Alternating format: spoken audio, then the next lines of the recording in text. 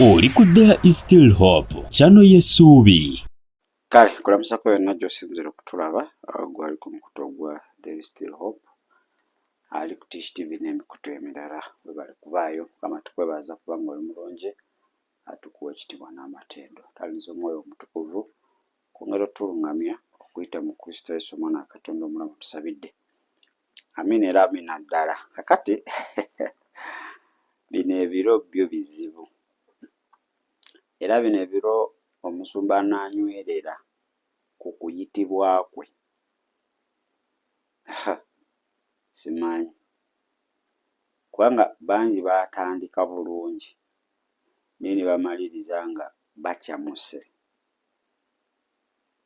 Ne bava ku mulamwa naye nga baatandika bulungi. So ojja kusanga nti bino ebiro intaneti yokka esooka eyinza n'okukukyamusa n'owaaba. Ate Bayibuli ekyogera bulungi Timoseewo ekisooka 4 nti mu biro eby'oluvannyuma abantu bajja kukyama bave ku kukkiriza batwalibwe enjigiriza oba okulimbibwa n'enjigiriza eyaki y'obwa Setaani. Ate waliwo samoni ezimu z'owulira nga zirina njagala ebintu bibiri kasita onoyawula bino ebintu ebibiri kijja kukuyamba. Waliwo kye tuyita truth, waliwo kye tuyita fact. Mu Yokaana 8 Yesu agamba we mulimanya amazima n'amazima galibafuula ab'eddembe. Fact tesobola kufuula wa ddembe. Kati eno ensi ebiro bye tulimu olina kwogera binyumira bantu.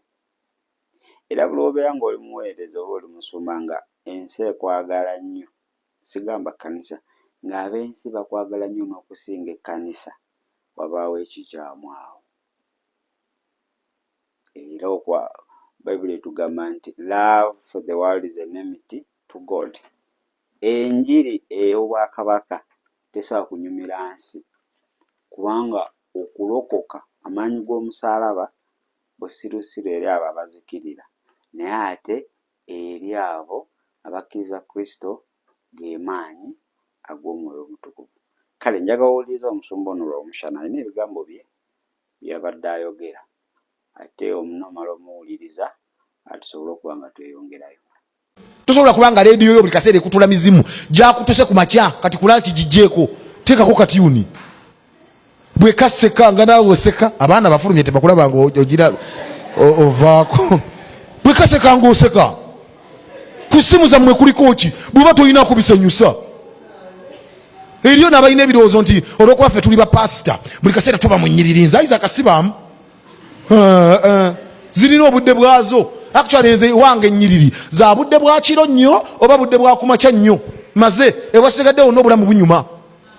Mbo kati oli pasita olaba firimu kati obudde bwe bunnemesa naye era bwe mbugwikiriza bwe naabugwikiriza obulungi nga mbulina naalabye dda ate sisobola kukwata kusabira nga budde bwa firimu. Bwe kiba kiri agenti kubira poliisi oba ambulensi buno obudde bwange ng'omuntu. Era kigamba misana ati okubidde mu budde bwakusanyuka ennaku y'ensi yonna sinze enjiri nasinze Yesu. Ate olaba naye yafuna obudde n'agenda naga nti abali awo mudiringe naabo. Nze sifuna naye gwe Katonda akuleetedde ebintu olinda ebinene nnyo. Ndisanyuka nga nguze emmotoka pikipiki ogikozesa ki? Omusumba lw'omusana oyo omuwulidde ebigambo bye kuba ensi byebyo ensi byeyagala. Kuba ensi teyagala nnyo kweweerayo ddala eri Kristo. Kyova nti abantu bajja nsabiraako omala omusabira ate naddayo omusabonye. Naye by'omugamba nti weeweereyo ddala tebabyagala. Kati enjiri esanyusa ow'ensi n'emuleetera okuba nga ali comfortable waali. Eyo yo ebigenda kufuula famous era bwogenda kukola ki ku trendinga. Ayogedde abasibyako leediyo ezigoba emizimu oba ebibuulira emizimu ku makya misana lwaggulu mugoba biki ebyo bitagenda kumakya goba ebizimu, emisana oteekeko ki, emisana oteekeko katyuni, weerabire katyuni, pingu, pengepenge, okitegeera, oseke, obulamu bukole ki, obulamu butambule. Bwino bankubule nga sitaani tannakunyiga bulungi. Sitaani asobola kunyiga n'enkoko n'ekaawa. Enkoko nga ffenna tumanyi nti buli ali enkoko ali bulungi, n'ekaawa. Omanyi omuntu ataayitangako mu mbeera eyo y'asobola okwogera. Kitegeera, omuntu asobola oteekako ttivi nga ne subscription neggwako nga tagirabye, nga mind ziri wala, sitaani ne woonooseka n'olaba katyuni waggwako waati, mutandikira awo. So nze mmanyi nti kisinziira level y'omuntu ey'omwoyo. Waliwo ajja okubeera mu mbeera nga okuteekako leediyo bamusomese kye kigenda omuyisaawo. Okitegedde? Wali ajja okubeera mu mbeera nga ye amanyi w'anaalaba firimu n'ebimuzaabuza olunaku ne luziba, sitaani ajja kuba muwangudde, ate ekyo kya bulimba. Kati kisinziira musingi gwe wafuna oba omusingi gw'oliko. Iyo statement ya Pastor Lwomushana weekolera, omusingi gwe wafuna mu ntandikwa. Wadde Bayibuli egamubuuliza nti buli kintu kirina akaseera kaakyo akatuufu. Wa akaseera ak'okuseka, ak'okukaaba, akaseera ak'okusaba, wala akaseera ak'okutandika kusaba. Okitegeera? Kakati alina statement gy'akoze nti ye w'omusanga nga budde bwe bwa kulaba firimu ng'ali kukatandika butandisi kiikyo kimumize, ne bw'oba okola otya tasobola kusabira. Bw'eba emergency nnyo kubira aba ambulance. Kati omuntu wajjira omusabira ng'eddwaliro alirabye. Waliwo ebintu ebimu nga si bya ddwaliro eriri medical, ng'oluusi gye wasookera n'ossookera ne bikola ki, ne bigaana. Nze kye mmanyi omusumba nga teweeyita, bw'obaawo ng'omuntu obeera ne free time, ekyo sikigaana nga omusumba. Era abasumba balemereddwa okuba nga bakulyetinga time eri famire zaabwe, amaka gagudde, ebintu bino olina obibalansinga. Naye nga w'owulidde nti emergency, ebigwa tebiraze, tunaava eri ali bubi, agamba pastor tutaasa omusajja ono omuwa essaala nti nze ndi ku TV ndaba firimu. Nti pastor mizimu giri mutuga mukubira ab'ebutabika oba ab'emulago. Tolaba nti pastor statement ya Pastor Lwomushana eyo tetegeerekeka bulungi. Abasumba manyi waliwo ebitongole oba departments nga musobola okubeera ne holiday nga zo tezina, nga poliisi, magye, biki n'ebirala nga bakola nti saaviisi gy'okola eri so needed. Kati kye kimu mu kkanisa okubeera omusumba Katonda nga yakwawula, kitegeeza there are services you must provide abalala ze batasobola. Ebala omusumba aba mwawufu nnyo ku batume, ku bannabbi. Omusumba ye alina more character of father, aba taata kwatajja ebintu. Abamu balina character za baaposo beeyita basumba, oba bakambwe tebalina kwagala, tebaagala kumanya. Naye omusumba yennyini pastor, shepherd, omulunzi w'endiga, character za taata yennyini awedde emirimu. Kati bw'oba ng'oli musumba oli character ya taata, tugeze oli wakawuwo, bakuyisaga mutabanyi wagudde mu kinnya ali bubi, nti yamanyi nkubire maama we nze ndi kulaba firimu. Abantu batuuka ne beebuuza omwana ono wuwe si wuwe, yabadde emabega w'omupango guno oba nedda? oleeta ebibuuzo bingi. Kati yeyo example, waliwo imagine zagamba Musumba waliwo ali bubi, mundeke mugende e Mulago. Ati abantu bamanyi nti zino endwadde za Mulago, zino endwadde zeetaaga pasita. Olaba n'ez'e Mulago bakomekereza na bapasita bazikuttemu nga Mulago ejjanjabye n'eremererwa.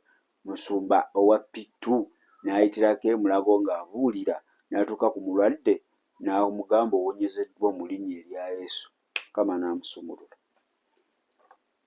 Okitegeera? Kati kiri kye natandise nakyo ne nkulaga nti bino ebiro bye tulimu, enjiri abantu gye baagala ye yeewoomerwa amatu gaabwe. Okitegeera? Speaking lies in hypocrisy, having their own conscience scarred with a hot iron, forbidding to marry and commanding to abstain from foods which God created to be. Okitegeera? Tebafumbirwa, tebawasa, kyokka n'abagala okuwasa babalemesa. Kati bino ebiro bye tulimu, gumennyini gw'olina okusalawo n'ogamba eno emmere egenda okuba ng'ezimba omuntu wange ow'omunda. Eno emmere tejja kunkolera n'ogyesonyiwa, emmere egenda kunkonya n'ogita.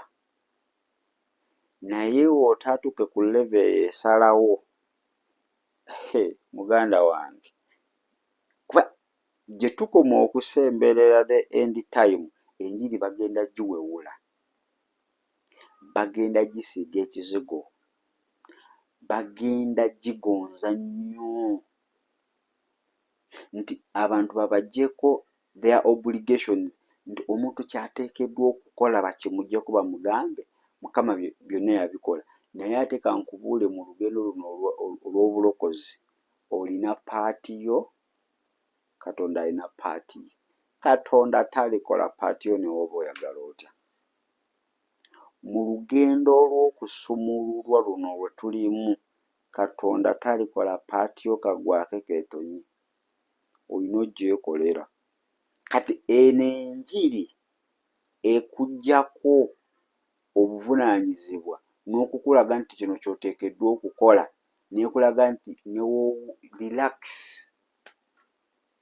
relax, ekwambula obuyinza, n'obeera awo onyogoga tonyogogoya katoyaka, n'obeera nga tosobola na kwesabira, you are dependent, n'obeera n'olowooza byonna byaggwa n'osula n'ennanga.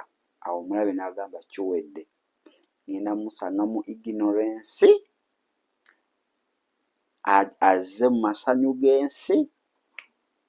Kawo ngamba nti kwata essimu yoteekako ebikusanyusa. Abantu bakyata, abantu abamu ebibasanyusa bya kisiru, bulumuvu biki, kati gwe mugamba teekako ebikusanyusa. Jako bwe bali kugoba emizimu, omuzimu gwa masturbation gumusumbuwa. Jako engeri gye bakuyigiriza okuwangula masturbation, okuva ku makya owuliriza biki, buli lunaku by'owuliriza. Kakati teri alina scale map oba teri alina bulambulukufu bwa deliverance, nti deliverance yo yabbanga weeriti. Kasita owuliriza enjiri ekwata ku kino ky'oyitamu ebbanga weeriti nga tonnasumululwa, kitegeeza gwe togenda sumululwa. Okitegeera? Nti olina ebikusumbuwa, olina ebikuba ewaka mu nnyumba, nti gwe kasita owuliriza enjiri omwezi gumu, ebiri, esatu, mwaka, ng'ebikuba bikyakuba, biggulire biyingire, tekera awo, teekako biki, lwaki tebigenda. Deliverance eno Katonda yeesigaliza, ya determininga deliverance ye egenda twala bbanga ki, okusinza nawe okwewaayo kweweewaayo. Kubanga waliwo abamu nga they have delayed themselves, nga deliverance yalina kuba ya mwezi gumu, naye olw'obunafu obwo bwe babagamba nti otawaana ki naawe, obunafu ne bukwambala, deliverance ogenda gye extendinga, egende mu mwaka, engere emyaka 2, engere emyaka 3, obeeraawo wootyo. Okitegeera? So era nze saasira abato mu mwoyo abali ku mata bababuziza ate bye baagala. Jjukira oli by'okusiiba bimukaluubiriza beerawe kakati wulirizaako dda ku firimu, laba firimu, jjayo essimu yo laba bukinaakukka. Okitegeera simanyi? Teekawo katyuni weerabire. Ebiwuliriza byaki? Kyowulirizaako kikumala. Yesu ajja birwana. Kankubuulire, yabirwana n'abiwangula, naye olina paati yo gy'olina okwetikka n'omusaalaba gwo mu lugendo lw'olimu olw'okusumululwa. Katonda tagenda kujja akola by'oteekeddwa kola ate nawe tolikola Katonda by'ateekeddwa kola. Buli omu akola ekikye. So enjigiriza ezifaanaganako bwe zityo nnungi eri ensi kubanga ziba makinga comfortable.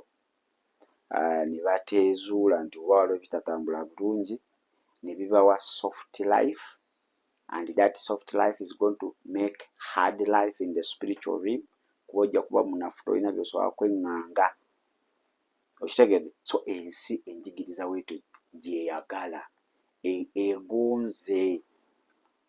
Bw'otunula enjigiriza ya Yesu yonna gye yabuulira, yakulaga nti tuli mu lutalo.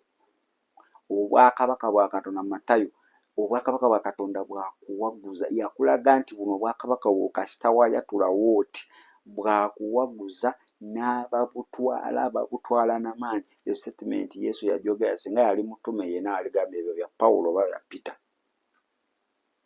Yesu tewaliwe yakugambako mbuogenda kubeera mu bulamu obuli soft ng'olokose.